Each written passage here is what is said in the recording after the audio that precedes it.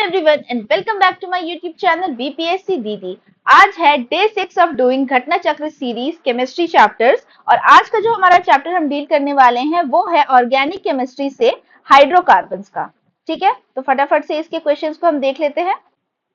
यहाँ पे इसके मॉलिक्यूलर फॉर्मूलाज वगैरह गिवन है, इसे हम देख लेंगे। ठीक है, जस्ट फॉर अ रीड।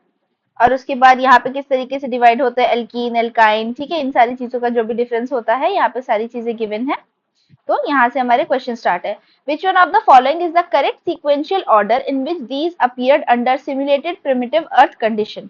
ठीक है, तो अर्थ के प्रिमिटिव कंडीशन में हमें किस सीक्वेंस ऑर्डर में ये सारे जो गिवन एलिमेंट्स है ये मिलते हैं। तो सबसे पहले methane, hydrogen cyanide, nitrile and amino acid. ठीक है, तो आंसर हो जाएगा ए। बहुत ही टेक्निकल क्वेश्चन है ये।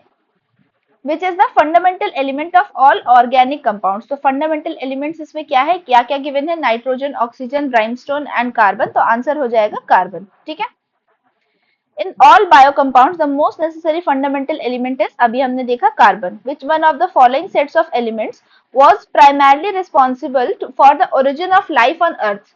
तो इनिशियली जब अर्थ पे लाइफ का एवोल्यूशन हो रहा था, जो बेसिक प्राइमरी रिस्पॉन्सिबल गैसेस थी वो कौन कौन सी थी, तो वो थे कार्बन, हाइड्रोजन एंड नाइट्रोजन। ठीक है, ये तीनों सबसे ज्यादा इंपॉर्टेंट एलिमेंट्स थे। 6 प्राइमरी एलिमेंट्स होते हैं। ठीक है, 6 एलिमेंट्स वर प्राइमरली रिस्पॉन्सिबल, जिसमें से क्या क्या आते हैं, hydrogen, oxygen, carbon, nitrogen, phosphorus and sulphur. अब इनमें से कोई से भी ऑप्शंस में गिवन हो सकते थे। यहाँ हमें ऑप्शन में carbon, hydrogen and nitrogen given थे। ठीक है, तो इन 6 के 6 एलिमेंट्स को हमें याद रखना है। Which of the following is the correct sequence in increasing order of molecular weights of the hydrocarbons? तो अब हमें increasing order में लगाना है उन्हें। तो सबसे कम क्या होगा, सबसे पहले आएगा मीथेन, फिर इथेन, फिर प्रोपेन एंड फिर ब्यूटेन। ठीक है, यहाँ पे इसके फॉर्मूलाज हो गए। Methane is CH4, ethane is C2H6, C3H8 and C4H10। आप देख रहे हैं यहाँ पे +2 में ये बढ़ते जा रहा है। 4 था, फिर 6 हुआ, फिर 8 हुआ, फिर 10 हुआ, और यहाँ पे ये टेक्निकली 1 बाय 1 बन रहा है। ठीक है, 2 3 4 इस तरीके से। तो हमें थोड़े बहुत अगर सबके केमिकल नेम्स याद रहेंगे, केमिकल फॉर्मूलाज याद रहेंगे, तो ऐसे क्वेश्चन आसानी से सॉल्व हो सकते हैं। Hydrocarbon in which 2 carbon atoms are joined by a double bond is called as. तो डबल बॉन्ड के साथ में ऐड हो रहा है तो क्या कहलाएगा, वो कहलाएगा एल्कीन। ठीक है, arrange the following carbon compounds in the decreasing order of their melting points. ठीक है, डिक्रीजिंग ऑर्डर, तो जिसका सबसे हायर मेल्टिंग पॉइंट होगा उसे हम सबसे आगे रखेंगे। तो सबसे पहले आएगा एसिटिक एसिड, फिर क्लोरोफॉर्म, फिर एथेनॉल, फिर methane. Which of the following gases is used in cigarette lighter. तो सिगरेट लाइटर में क्या यूज होता है, इट इज ब्यूटेन। ठीक है, विच इज C4H10। ठीक है, it is also an organic compound NGL, जो कि नेचुरल गैस लिक्विड में भी सबसे ज्यादा क्या पाया जाता है, ब्यूटेन पाया जाता है। Leakage of which of the following gases had cause the Bhopal gas tragedy. तो भोपाल गैस ट्रेजेडी में कौन सी गैस लीक हुई थी, इट वाज मिथाइल आइसोसाइनेट। ठीक है, Bhopal gas tragedy was caused due to the leakage of again methyl isocyanate. When did Bhopal gas tragedy happen. अब देखिए current affairs based भी थोड़ा सा क्वेश्चन हो जाता है, बट ये डेट आप लोगों को पता होनी चाहिए। It was 2 and 3 of December 1984। From the decomposition of which of the following printing ink is formed। तो printing ink is formed by methane। ठीक है, methane gas producing field is, तो पैडी फील्ड में बोलते हैं सबसे ज्यादा मीथेन प्रोडक्शन होता है।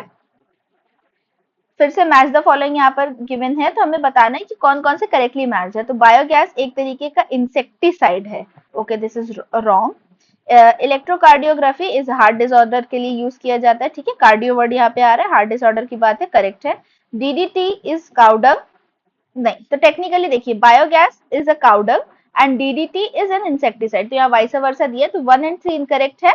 2 एंड 4 निकोटीन टोबैको का एक फॉर्म होता है, तो ये भी ठीक है। तो 2 एंड 4 आर करेक्ट, तो आंसर हो जाएगा D.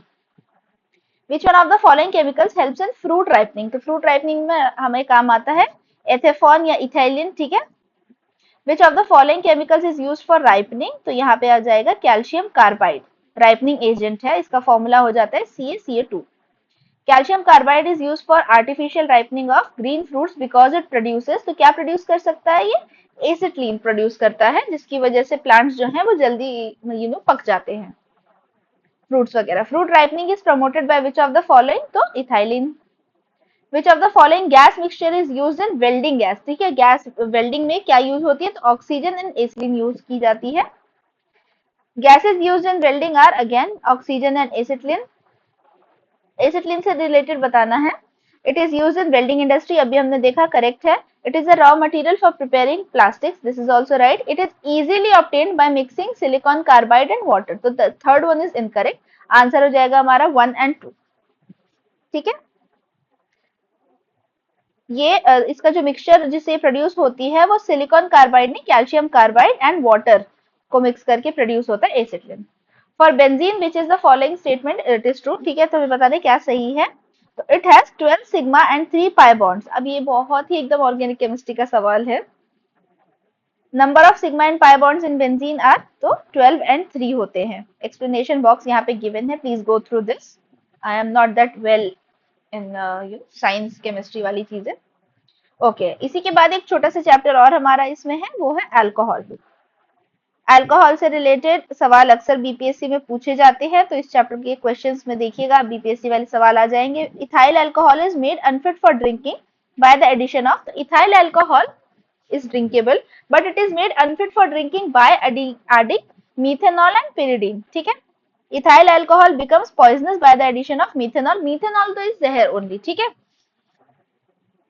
the offending substance in the liquor tragedies leading to blindness etc। आप देखिए 1996 का क्वेश्चन है कि उस टाइम पे लिकर ट्रेजेडीज हो रही थी, जिसे बोलते हैं ना कि कच्ची शराब बना करके जो लोग पी रहे हैं तो प्रॉब्लम हो जाती है, तो it was leading to blindness. तो इसका कॉज क्या था, it was because of methyl alcohol. Which one of the following is known as wood spirit? So it is methyl alcohol. It is very harmful. Fermentation of sugar leads to, fermentation से क्या होता है, ethyl alcohol. तो ethyl alcohol is fit for drinking, okay.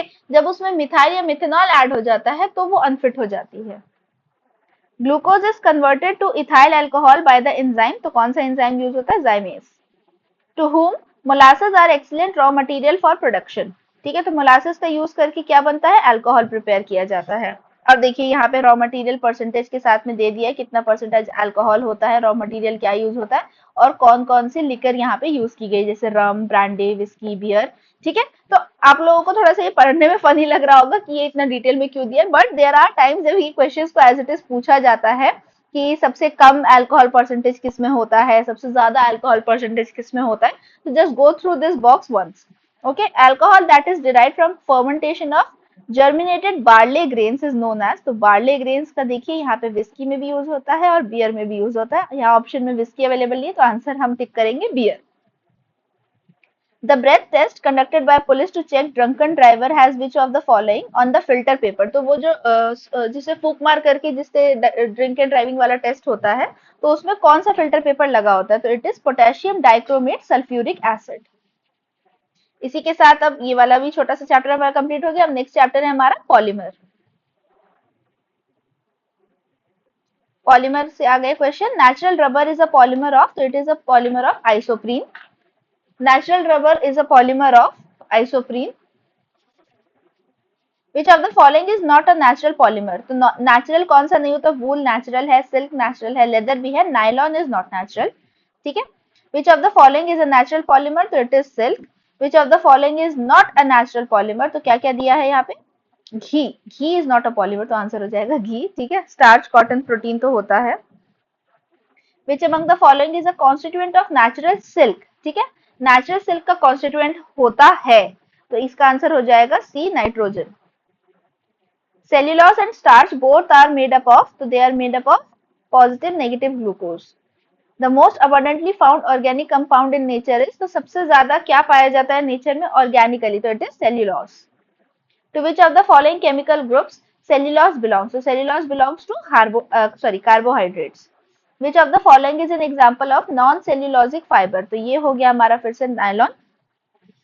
Select the incorrect statement. तो cotton is suitable for clothing in summer because it absorbs moisture, सही है। Polycarbonate is used for making CDs। अब देखिए ये इंडिविजुअल स्टेटमेंट्स ना एक नया सवाल बन सकती हैं आपके लिए कि CDs में क्या यूज किया जाता है या पॉलीकार्बोनेट से क्या बनता है, इस तरीके के सेपरेट सवाल पूछे जा सकते हैं। Acrylic is also called artificial silk that is prepared from cotton but has shine like silk। तो ये हो गया हमारा स्टेटमेंट इनकरेक्ट, ठीक है। तो यहाँ पे जो है देखिए, यहाँ पे देख लीजिए, रेयन को बोला जाता है आर्टिफिशियल सिल्क, यहाँ पे एक्रेलिक को लिखा हुआ है, ठीक है। तो this is the difference. Which of the following polymers is not a thermoplastic, तो थर्मोप्लास्टिक नहीं है, टेफलॉन है, पॉलिस्टीरीन है, पॉलीथीन है, नियोप्रीन नहीं है थर्मोप्लास्टिक। ठीक है, ये सिंथेटिक रबर होता है। क्या होता है? नियोप्रीन होता है हमारा सिंथेटिक रबर, इसलिए ऑड वन आउट है। Which of the following polymers is not biodegradable? ठीक है, तो सेल्यूलोस है, प्रोटीन है, पीवीसी, सॉरी पीवीसी नहीं, पीवीसी तो नहीं होगा ना, स्टार्च है, पीवीसी नहीं है, it is not biodegradable. Which of the following is used in synthesis of polythene? तो सिंथेसिस के लिए यूज किया जाता है पॉलीमराइजेशन ऑफ इथाइलिन। इथाइलिन यहाँ पे गिवन ही नहीं है, इसीलिए ये हो जाएगा none of the above. Which of the following gases is used in manufacturing of polythene? तो पॉलीथीन के लिए क्या जरूरी होता है? इथाइलिन, अभी हमने पढ़ा था, तो आंसर हो जाएगा ethylene. Which gas is obtained from plastic? तो इट इज पॉलीएथिलीन। ठीक है, पॉलीएथिलीन इथाइलिन यूज करके बनती है प्लास्टिक से। With reference to polyethylene terephthalate, the use of which is so widespread in our daily lives, consider the following statements. क्या correct है ये बताना है। In its fibers can be blended with wool and cotton fibers to reinforce their properties. ठीक है। Containers made of it can be used to store any alcoholic beverage. ठीक है, अब प्लास्टिक में बोल रहे हैं अल्कोहलिक बेवरेज कंटेनर को यूज किया जा सकता है, this is incorrect. Bottles made of it can be recycled into other products. Articles made of it can be easily disposed by incineration without causing greenhouse emission. तो अब आप सोचिए कि प्लास्टिक रिलेटेड कोई चीज है, अगर उसको जला करके डिस्पोज किया जा रहा है बाय इंसिनरेशन या किसी भी तरीके से, तो कैसे ग्रीन हाउस गैस एमिशन नहीं होगा? तो this is also incorrect, answer हो जाएगा 1 and 3। ठीक है, which of the following polymer is used in making bulletproof vest? तो it is polyamides। ठीक है, what is the fiber used to make bulletproof jackets? तो ये होता है केवलर, इसे याद रखना है। ठीक है, which of the following polymer is used in the manufacture of bulletproof material? तो again it is kevlar। which of the following polymer is widely used for making bulletproof materials? तो अब यहाँ पे टेक्निकल नाम हमें यूज करना है, तो ये हो जाएगा, एक सेकेंड, बी है ना, हाँ पॉलीएमाइड्स। ठीक है, तो अभी हमने देखा यहाँ पे पॉलीएमाइड्स, केवलर, फिर से केवलर, पॉलीएमाइड्स। तो इंपॉर्टेंट क्वेश्चन है, ठीक है, जो मल्टीपल टाइम्स रिपीट होते हैं ना, उन्हें याद कर लेना हमारे लिए अच्छा है। Which of the following polymers is used for making bullet proof Windows? अब विंडोज की बात हो रही, तो विंडोज में यूज होता है polycarbonates. Which one of the following is used in making bullet proof jacket? तो it is laminated glass. Which of the following polymers are used for making bullet proof materials? तो Kevlar हमने पढ़ा है, और इसके साथ साथ में लेक्सन भी हो जाएगा, आंसर 1 and 3। अब हमें इन स्टेटमेंट्स में बताना है क्या करेक्ट है। Teflon and Dacron are polymers, neoprene is a synthetic rubber, this is true. Polythene is polyethylene polymer, natural rubber is chloroprene. तो नेचुरल रबर क्लोरोपीन नहीं होता है, बाकी तीनों स्टेटमेंट ऊपर के हमारे करेक्ट है, 1, 2 and 3। ठीक है, natural rubber is a polymer of isoprene, ये हमने अभी स्टार्टिंग में एक क्वेश्चन देखा था। ठीक है, which is obtained as a latex from rubber trees में से हमें ये मिलता है। और नियोप्रीन हो गया हमारा फैमिली ऑफ सिंथेटिक रबर्स। ठीक है, अब इन दोनों वर्ड्स को हमें बिल्कुल याद रखना है कि नेचुरल रबर पूछेगा तो आइसोप्रीन है, सिंथेटिक पूछेगा तो नियोप्रीन है। अब polymer use for making non stick surface coating for utensils, तो उसमें यूज किया जाता है टेफ्लॉन। ठीक है, टेफ्लॉन के पैन्स होते हैं। Which of the following polymer is use for the production of non stick pans? तो again it is Teflon. Non stick frying pans are coated with, तो Teflon. What is Teflon? It is a fluorocarbon.